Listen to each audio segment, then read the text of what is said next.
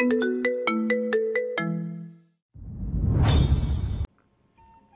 নিও না রক্তক্ষবি, এই অদমে এত বড় স্পর্ধা ক্ষমা করো। কিন্তু আজ একটু আধটু অপরাধ হলো, আমি তা মেনে নিব বিনা যুদ্ধে। তবু এই অসাধারণ সুন্দর মেয়েটির হাত না ধরে নিজের আত্মাকে কষ্ট দিতে পারছি না। সে তুমি আমাকে নষ্ট পুরুষ ভাবতে পারো, তোমার সান্নিধ্য পেতে আমি হাজার বার নষ্ট হতে রাজি। তিমিরের এহেন কথায় খিলখিল করে হেসে উঠল করবী। হাতের মুঠো নিজ ইচ্ছেয় শক্ত করল, এ যেন নীরবে প্রশ্রয় দেওয়া। সোডিয়ামের আলো যেন আজ আরো ঝলমল করে উঠল। চারিপাশ কেমন রঙিন আলো ঝলমল করছে, নাকি করবীর প্রেমে পড়া চোখ সবকিছুতেই রং খুঁজে পাচ্ছে। গলির কিছুটা আগে এসে করবী হাত ছাড়ল, তিমিরের থেকে বিদায় নিয়ে ঢুকলো গলির ভেতর। গলিতে আসতে দেখা মিলল বিন্দুর। মেয়েটাও মাত্র কাছ থেকে ফিরল। করবীকে দেখেই গাল ভরে হাসল সে। চকচক করে উঠল মেয়েটার চোখ। উত্তেজিত কণ্ঠে বলল, আরে আপা, তোমারে তো পুরাই নায়িকা লাগতেছে। হায় আল্লাহ, এই রূপের নজর যেন না লাগে। এমন অপসরাল্লাহান রূপ তোমার আপা। হিরণ ভাইরে বা কি দোষ দিমু কও? আমারই তো তোমার পোলা হইলে তোমারে তৈল্লা নিয়ে বিয়া করতাম। বিন্দুর বলার ধরনে হেসে ফেলল করবী। ছোট চর দিয়ে শুধালো, তোর হিরণ ভাই বোকা বলে আমার পেছন লাগে, চালাক হলে তোর একমাত্র ধ্যান জ্ঞান হতিস তুই। তোর মতো কেউ ভালোবাসতে পারে আদৌ? এমন করে ভালোবাসা পায় ছেলে কারা জানিস? বোকারা। তাইলে কি কমু কও? বিন্দুর প্রশ্নে স্থির হয়ে গেল করবীর চোখের মণি দুটো। হাসির প্রস্ততা হ্রাস পেল। ধীর স্বরে প্রশ্ন ছুড়ল, আমি বোকার মতো কিছু করেছি বুঝি? করো নাই বলতাছো?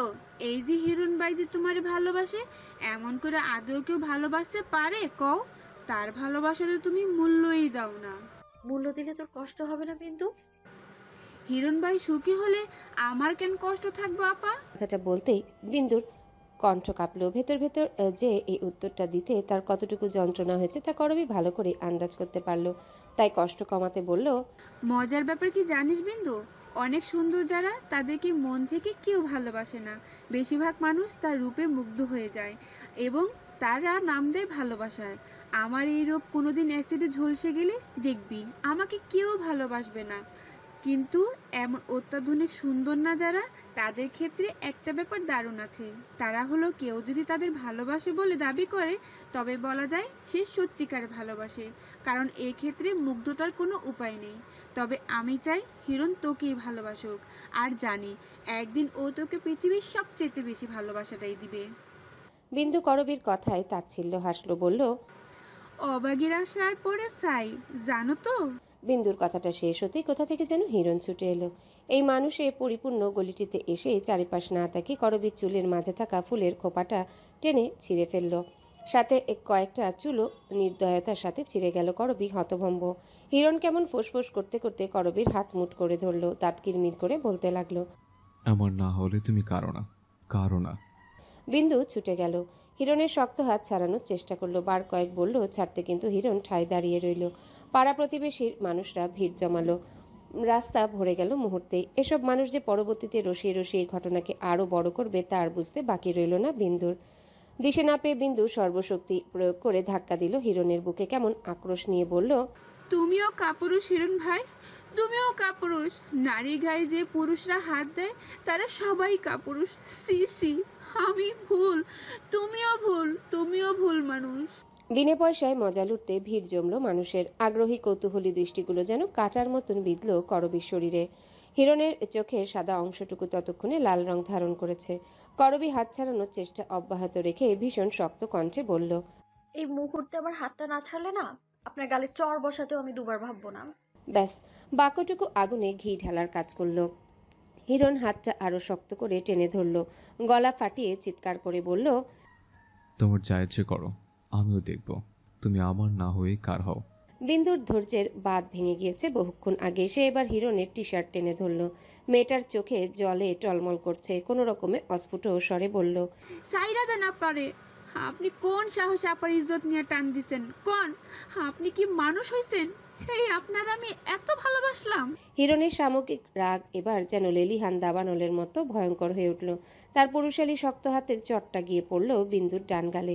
বিন্দুর যেন সমগ্র পৃথিবী ঝনঝন করে উঠল। হতভম্বতার গাঢ় বাতাস ছুঁয়ে গেল পুরো জনস্রোতকে। বাদ গেল না করবীও। হিরণ মুখ ঝামটি মেরে বলে উঠল, কি বলেছি তোকে ভালোবাসতে? আমি বলছি? আমি কাপুরুষ হলে তুই কে? ভালো মানুষ? তুইও তো নির্লজ্জ, বেহায়া। তাই তো আমি না করার সত্ত্বেও আমার পিছনে পড়ে থাকিস। বিন্দু যেন মুহূর্তেই ভাষাহারা হয়ে গেল। ভালোবেসেছে বলে আজ এমনভাবে কলঙ্কিত হতে হলো। এই দাম দিল ভালোবাসা তাকে, এই দাম! আজ আমেনা খালা বাড়ি ফিরেছিলেন সন্ধ্যার আগে। ঘরে বসে তিনি রান্না করছিলেন, কিন্তু মহল্লার হইচয়ের ভারী শব্দ তার কানে এসেও বাড়ি খায়, যার ফলস্বরূপ তিনি নিচে ছুটে এসেছিলেন। কিন্তু নিচে এসে এমন দৃশ্য দেখতে হবে তিনি ভাবতেই পারেননি। ভরা বাজারে সম্মানহানির এহেন দৃশ্য ওনার মাথা নত করে ফেলছিল। হয়তো ওনারা গরিব, কিন্তু তাই বলে ভরা মানুষের ভিড়ে তার মেয়ে এমনভাবে মার খাবে একটা যুবক ছেলের হাতে? ছি! এমন দৃশ্য দেখার আগে সে অন্ধ হলো না কেন? ঝামেলার মোড় এবার বিশ্রীভাবে ঘুরে গেল। আমেনা খালা গিয়ে বিন্দুর চুলের মুঠি টেনে ধরলেন, সাথে ক্ষমা চাইলেন হিরণের কাছে।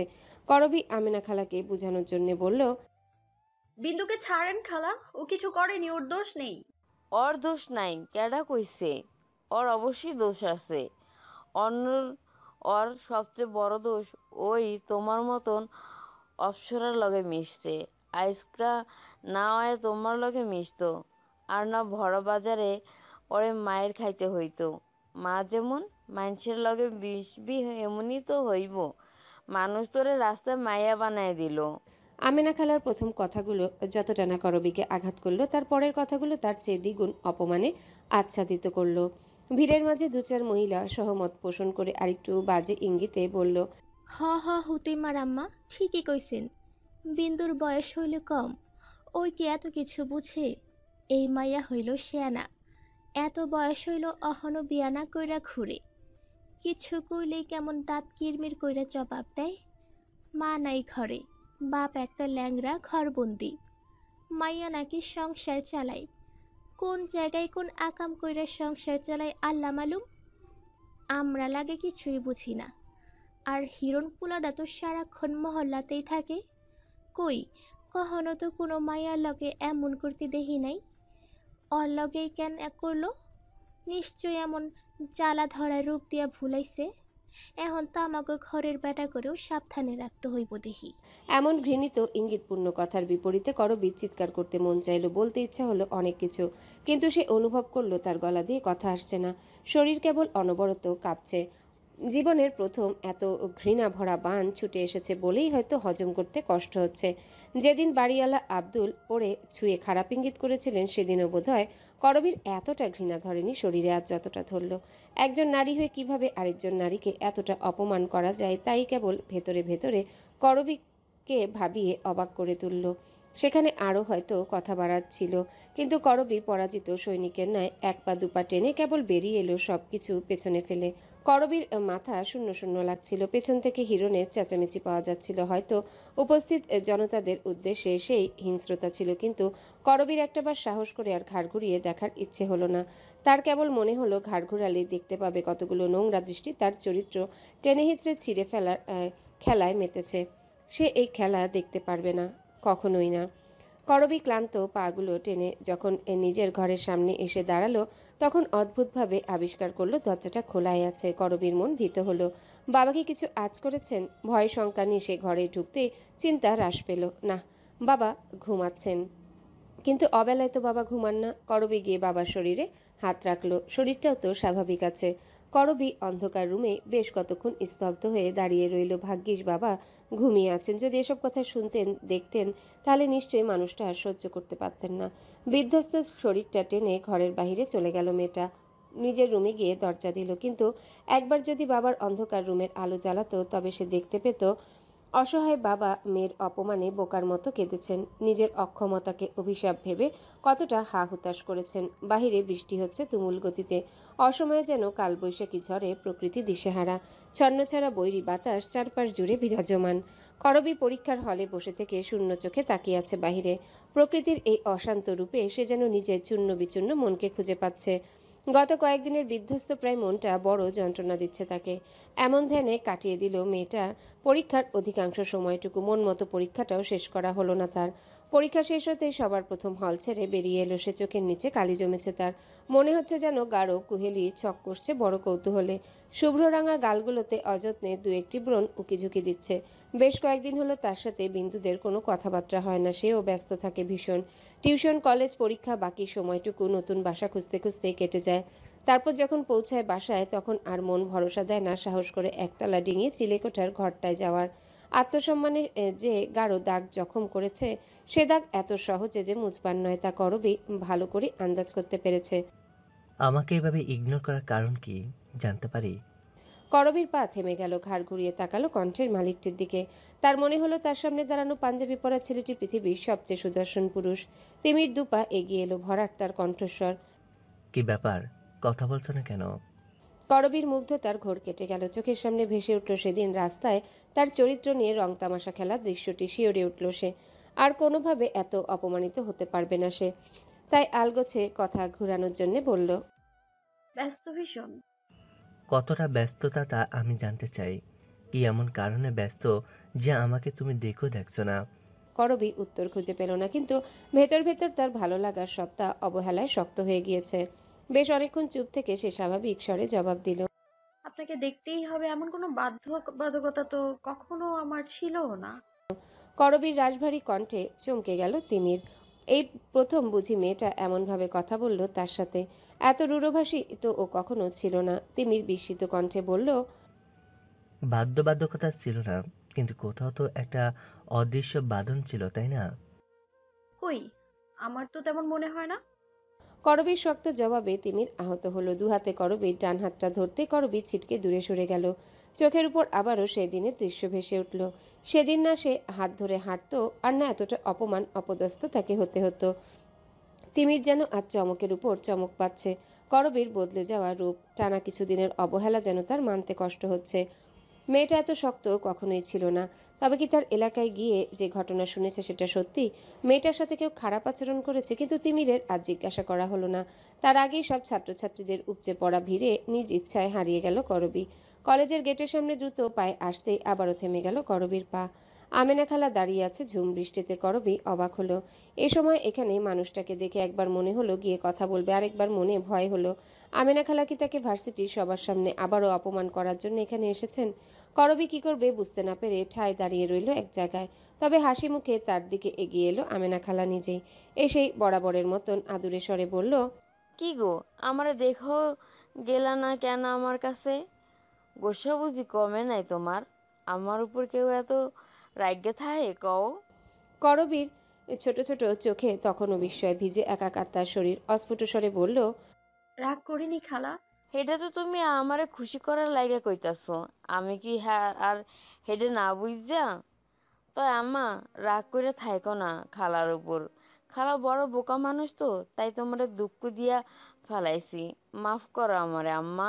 কথা শেষ করে ভদ্রমহিলা হাত জোর করলেন। করবী মহিলার হাত চেপে ধরল, ব্যস্ত কণ্ঠে বলল, ছি ছি খালা, আমার পাপ বাড়াবেন না। আপনি এভাবে ক্ষমা চাইলে পাপ হবে যে আমার। আম্মা, তোমারে সেদিন যা সব বলছি তা কখনই ক্ষমা হয় না। তবুও ক্ষমা না চাইলে আমার আত্মা বড়ই জ্বালাতন করছিল, খচখচ করতাছিল। আমারে ক্ষমা কইরো আম্মা। আমার কোনো রাগ নেই খালা, আপনি আর ক্ষমা চাইবেন না। ভদ্রমহিলা হাসলেন। করবীর মাথায় স্নেহের হাত বুলিয়ে বললেন, আমাকে বিন্দু আর হুতুমের তো প্রাণ তুমি। মায়েরা দুইটা তোমার আশায় বইসা আছে। তুমি কি আজ একটু জলদি বাসায় ফিরবা? ওরা তোমারে পাইলে একটু ভরসা পাইতো। অবশ্যই খালা, আমি এক্ষুনি যাব, চলুন। আমেনা খালা দুপা পিছনে গেলেন। ঘাড় কাত করে বললেন, তুমি যাও আম্মা, আমার একটা কাজ আছে। তুমি গেলে বিন্দুটা একটু শান্তি পাইবো। কথাটা শেষ করে আমেনা খালা হাঁটা ধরলেন। মধ্যবয়স্ক এই নারীটিকে আজ অন্য দিনের তুলনায় খুব বেশি বৃদ্ধ দেখালো। মনে হলো যেন নুইয়ে নুইয়ে হাঁটছেন। বয়স মনে হলো কিছুদিনেই অনেকটা বেড়ে গিয়েছে। করবী আজ আর টিউশনিতে গেল না। কি মনে করে রিক্সা নিয়ে ছুটল।